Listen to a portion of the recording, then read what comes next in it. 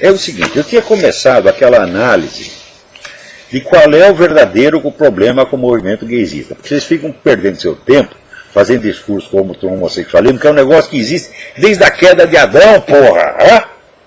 Alguém sabe se Caim era viado? Não sabe, mas se não era ele, já tinha algum. Tá certo? Então é uma coisa que é inútil você ficar combatendo, meu Deus do céu. Hã?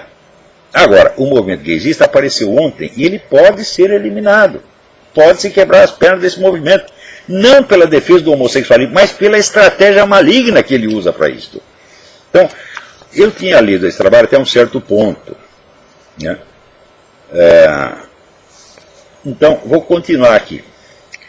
A exibição pública de homossexualidade, que se reivindicava como uma liberdade e um direito, acaba sendo imposta como uma obrigação indeclinável, com todo o cortejo de penalidades sociais e judiciais pelos desobediência recalcitrantes, é a perseguição aos ex-gays e aos gays enrustidos. Quer dizer, não só você é obrigado, uma vez que você teve uma experiência gay, você é obrigado a continuar até o fim da sua vida, como você é obrigado a divulgar aquilo para todo mundo.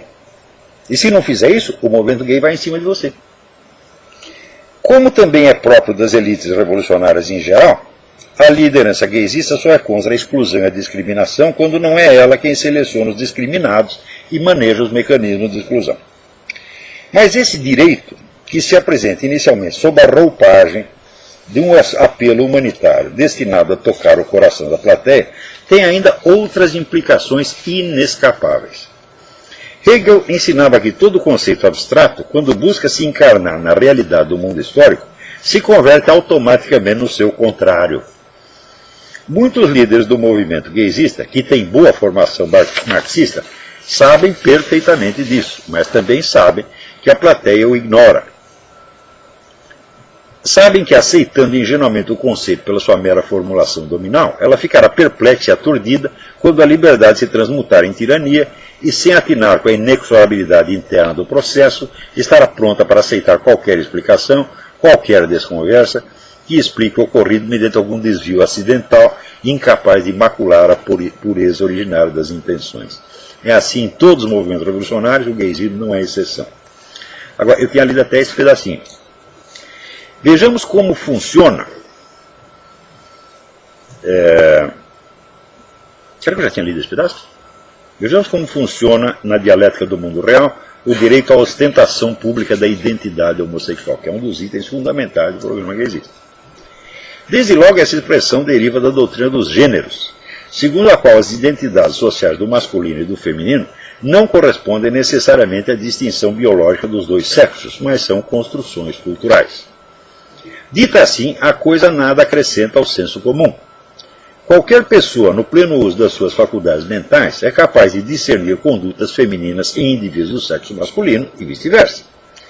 Mas a isso a teoria acrescenta uma nuance peculiar. Gênero, social e sexo biológico não tem nada a ver um com o outro. Toda tentativa de associá-los é uma imposição cultural indevida, uma violência simbólica que atenta contra a liberdade individual. Se o sexo é uma fatalidade biológica, o gênero é de livre escolha. Cada um, independente do sexo em que nasceu, tem o direito de decidir se é homem, mulher, ambas as coisas ou alguma outra. Para todos os fins de direito, o gênero deve prevalecer, segundo essa doutrina, sobre o sexo. Se um sujeito decide que é mulher, tem o direito inalienável de ser aceito e tratado como tal, independente mesmo de submeter-se ou não à cirurgia de mudança de sexo. Se aquele que é legalmente mulher prefere conservar seus órgãos sexuais masculinos, ninguém tem por isso o direito de tratá-lo como homem, a não ser que ele o autorize. Veremos adiante outras consequências diretas e incontornáveis da aplicação dessa teoria. Por enquanto, o que interessa é salientar que a doutrina dos gêneros constitui a base teórica da noção de identidade homossexual. A crença corrente de que os homens são homens e mulheres são mulheres é apenas uma construção cultural. A identidade heterossexual. Em face dela, é legítimo erguer como alternativa outra construção cultural, a identidade gay ou identidade homossexual. Ninguém sabe se as inclinações homossexuais são uma herança genética, o resultado de influências culturais recebidas ou a simples manifestação de uma livre escolha. A liderança gay está consciente disso, Mas já faz tempo que a Bíblia do movimento gaysista After the Ball, de Marshall Kirk e Hunter Madsen, 1989, determinou que esse detalhe não tem a menor importância.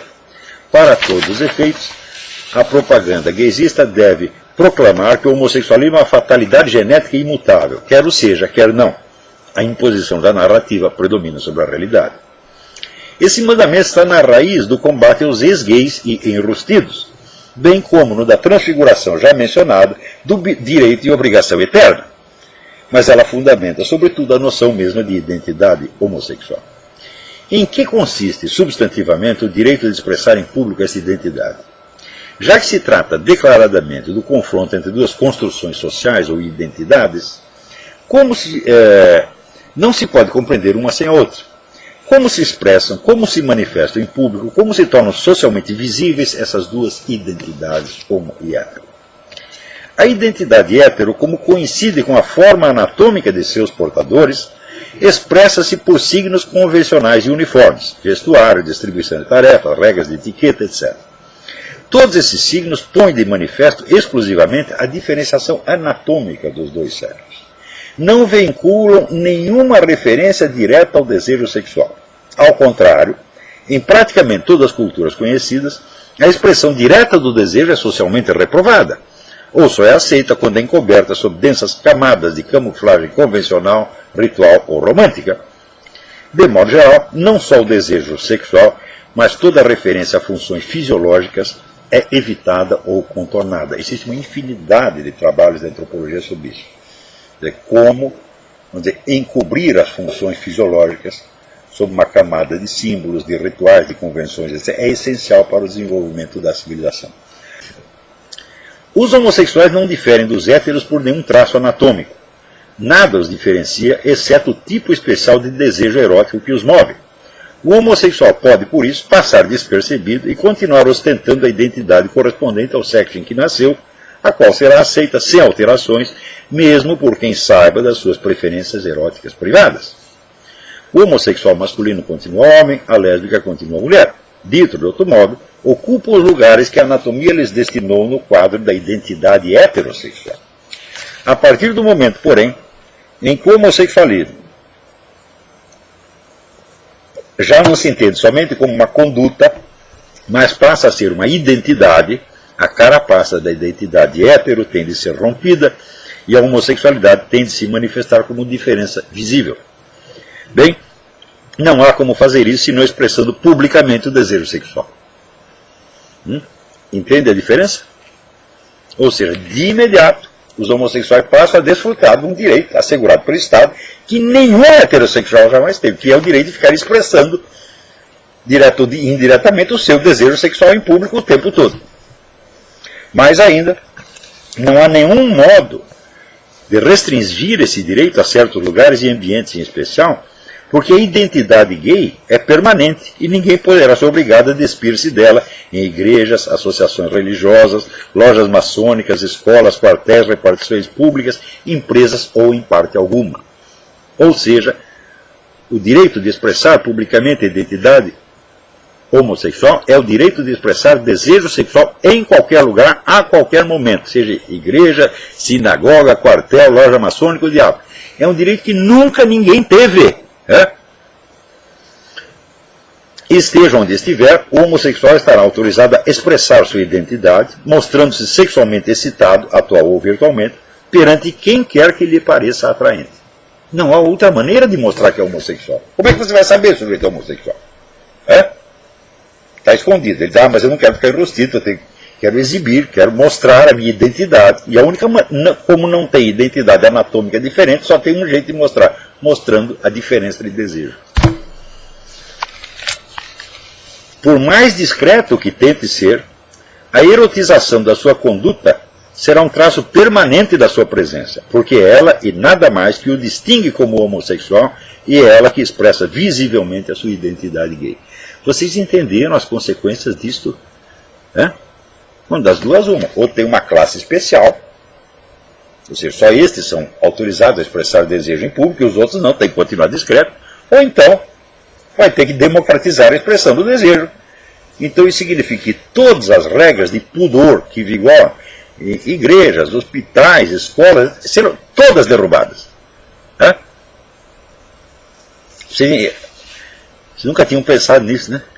Pois é, mas os estrategistas gays tinham pensado já 40 anos atrás. E é isso que querem. E porque isso dará a esta comunidade um poder extraordinário. E eles se tornam os controladores da moral da sociedade inteira, automaticamente.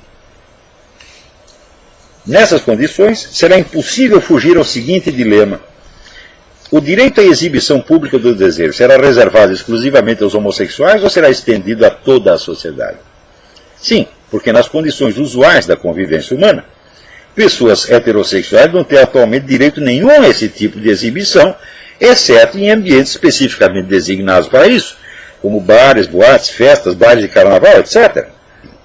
O heterossexual que não seja capaz de resfriar a expressão visível do desejo no trabalho, ou numa igreja, ou numa casa de família, será no mínimo exposto à reprovação social ostensiva. Mas poderá até mesmo sofrer demissão do emprego ou penalidades legais. Mas o homossexual não, porque é o direito de expressar a sua identidade gay.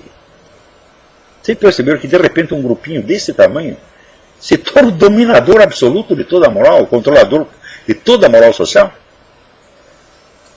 O direito à conduta pública erotizada será monopólio dos homossexuais, condenando o restante da população a vê-los fazer o que ela não pode fazer, ou ao contrário, será estendida a toda a sociedade humana, independentemente de sexo, identidade de gênero, profissão, idade, posição social, responsabilidades empregatícias, lugar de residência e atividade, etc, etc.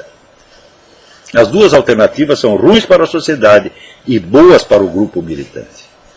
No primeiro caso, a convivência de gays e héteros vai inevitavelmente degenerar em conflito constante, acirrando as contradições, como o dizem e o desejam ardentemente os estrategistas revolucionários, além de fornecer aos gaysistas novos e agora mais verossímeis pretextos para queixar-se de perseguição homofóbica. Isso vai necessariamente criar a rejeição e espalhar a homofobia. E daí, o que eles vão fazer? Vão pedir novas leis, nova proteção, mais poder policial e assim por diante. Tudo isso, gente, está calculado há 50 anos.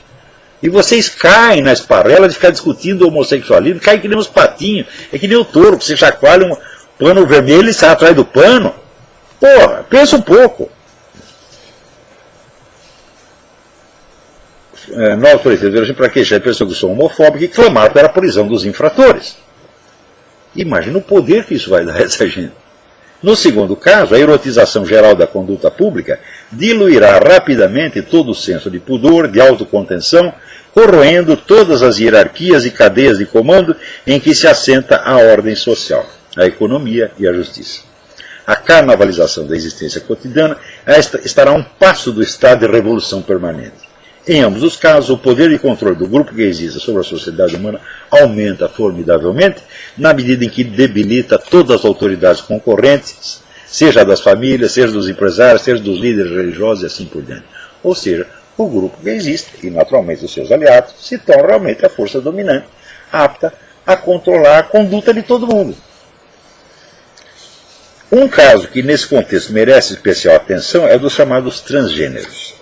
À primeira vista, podem parecer uma exceção ao que ele estava dizendo. Afinal, um travesti ou transexual não mostra sua identidade de gênero pela simples presença física e modo de vestir, sem necessidade de ostentar desejo? Nada disso. Quando uma mulher se veste de mulher, ela está apenas se recobrindo das aparências que correspondem à sua forma anatômica inata. Qualquer sinal a mais que enfatize os seus desejos sensuais será considerado inadequado ou ofensivo no local de trabalho ou no ambiente familiar, quanto mais numa igreja ou numa solenidade oficial. O transgênero, quando se veste de mulher, não está revelando, mas bem ao contrário, encobrindo a sua forma anatômica sob uma camuflagem que não indica outra coisa senão o tipo de desejo, ou se quiserem, de fantasia sexual que o inspira. Ou seja, esse estará exibindo desejo sexual 24 horas por dia. O sujeito aparece vestido de mulher, o que ele está dizendo?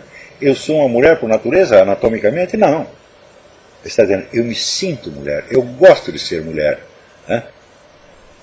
E eu tenho atração pelo outro sexo, como uma mulher. Então, exatamente, é uma manifestação do desejo. esse desejo não tem de ser necessariamente homossexual. Isso é importantíssimo. Pode ser bissexual e até estritamente hétero.